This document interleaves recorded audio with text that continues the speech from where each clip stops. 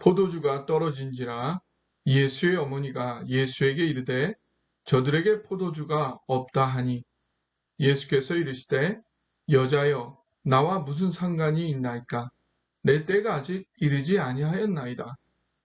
그의 어머니가 하인들에게 이르되 너희에게 무슨 말씀을 하시든지 그대로 하라 하니라. 거기에 유대인의 정결 예식을 따라 두세 통 드는 돌 항아리 6이 놓였는지라.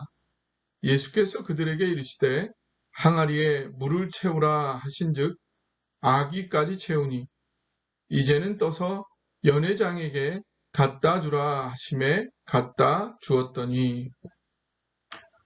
오늘 나의 삶 속에 천국이 임하기를 원한다면 천국 건설의 전문가인 하나님께 오늘 현실에 담아 놓으신 뜻이 무엇인지 물어보며 헤아릴 수 있어야 합니다.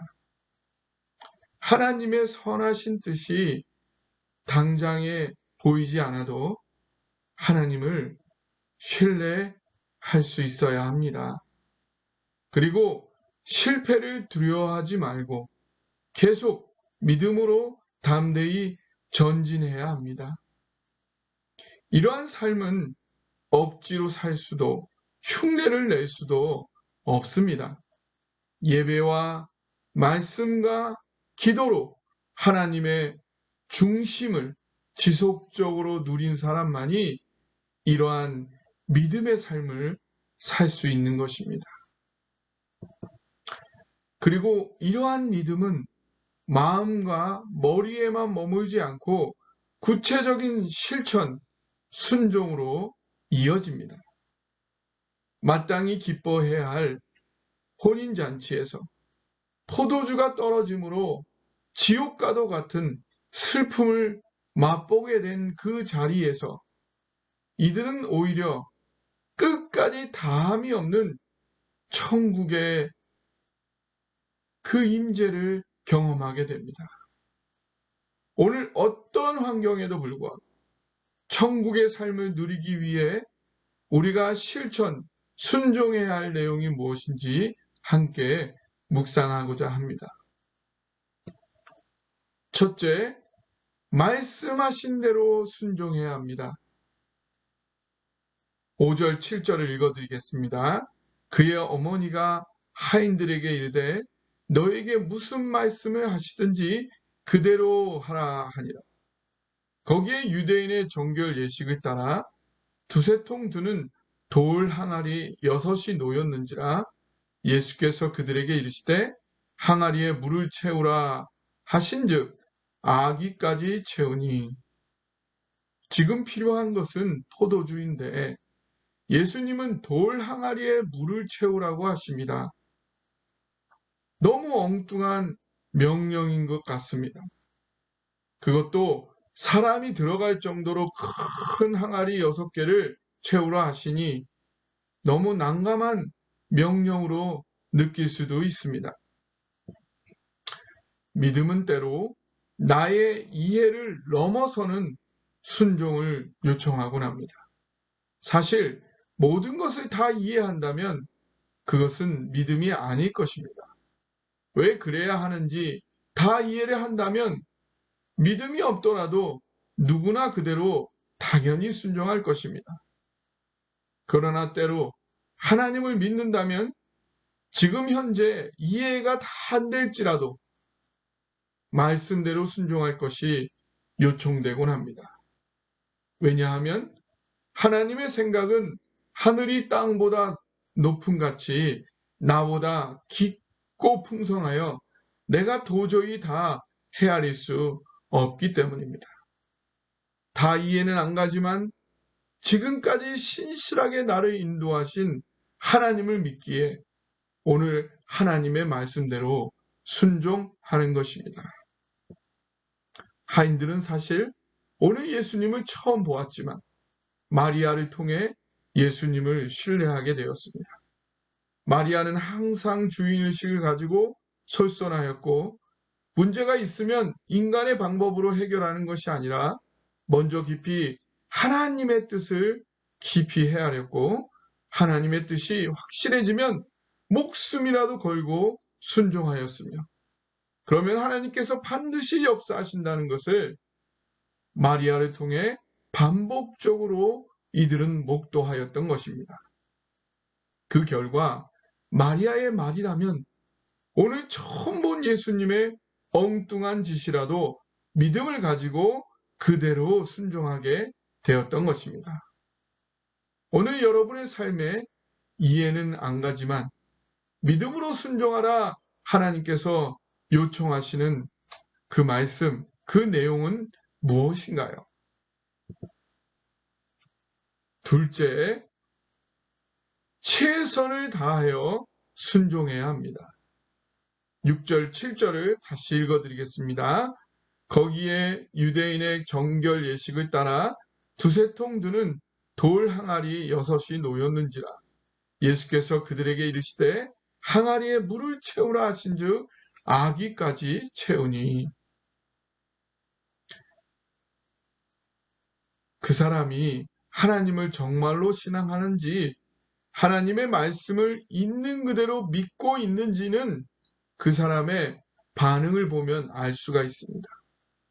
오늘 가나 혼인잔치의 하인들은 돌 항아리에 물을 채우라는 예수님의 말씀에 순종하였는데, 대충 순종한 것이 아니라 자신들이 할 수 있는 그 한계까지 완전한 순종을 합니다. 돌 항아리 6개를 채우라는 예수님의 엉뚱해 보이는 말씀에 이런 순종을 하기는 쉽지 않은 일입니다. 사실 3분의 1만 채우거나 반만 채우고 나서 어쨌든 채우긴 채웠으니 무슨 일이든 한번 해보시오 라고 예수님께 말할 법도 합니다. 그러나 이 하인들은 6개의 돌 항아리를 아기까지 자신들이 할 수 있는 그 마지막 한계까지 최선을 다하여 순종을 합니다. 그들은 진정으로 마리아를 신뢰하였고 마리아가 소개하는 예수님을 정말로 신앙하였습니다. 그래서 예수님의 역사하심을 간절히 소망하여 정말로 기대하는 마음으로 자신들이 할 수 있는 그 끝까지 최선을 다한 것입니다. 오늘 주님께서 여러분에게 원하시는 순종은 무엇인가요? 그리고 여러분은 그 주님의 뜻에 어느 정도로 순종하고 계신가요? 그저 신앙의 흉내만 내고 계신가요? 아니면 이 하인들처럼 여러분 할 수 있는 최선을 다해 아기까지 채우고 계신가요? 셋째, 때로 위험을 무릅쓰고 순종해야 합니다. 8절 읽어드릴게요.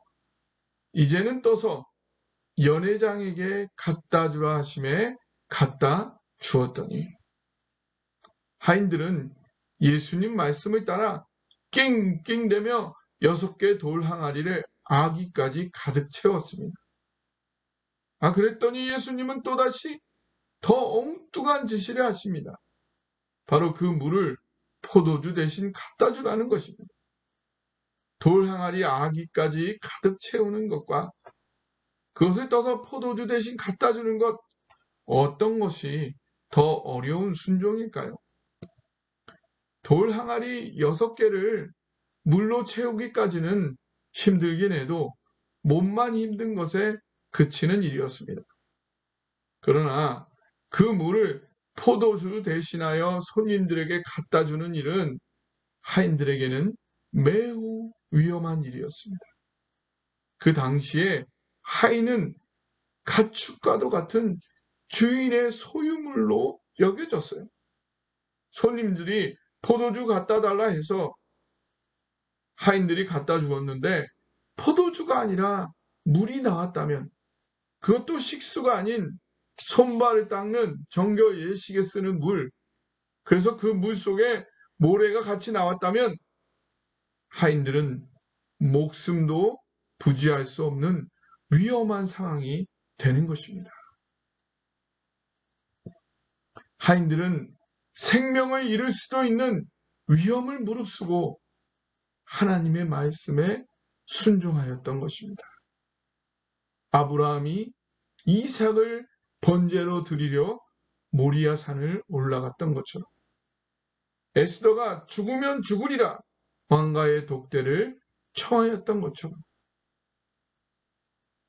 어떤 어려움도 어떤 위험도 없는 편안한 신앙생활, 그것이 진정한 신앙생활일까요?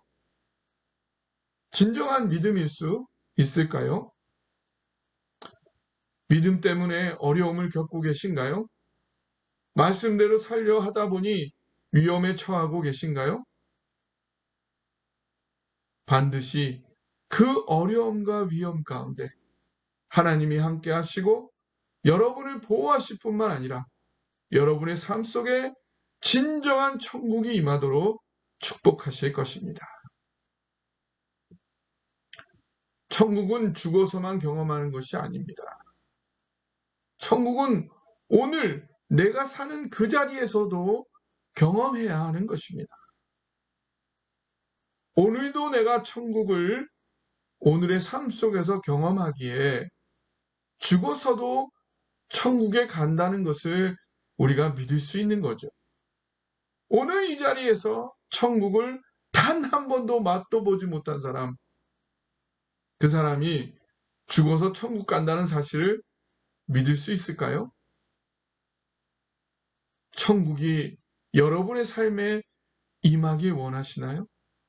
오늘 여러분이 살아가는 삶이 천국과 같은 그런 삶이 되기를 원하십니까? 그렇다면 예수님의 말씀대로 순종하십시오. 때로 다 이해되지 않더라도 십자가에서 보여주신 사랑을 붙잡고 믿고 의지하십시오. 순종하십시오. 순종하되 대충 흉내만 내지 말고 할 수 있는 만큼 최선을 다해 온전히 순종하십시오.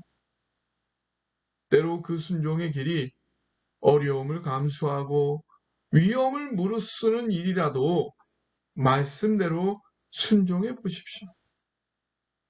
하나님은 분명 살아계셔서 여러분과 함께 하실 것이며 모든 어려움과 위험에서 보호하실 것이고 온전히 천국을 경험하는 삶으로 축복해 주실 것입니다.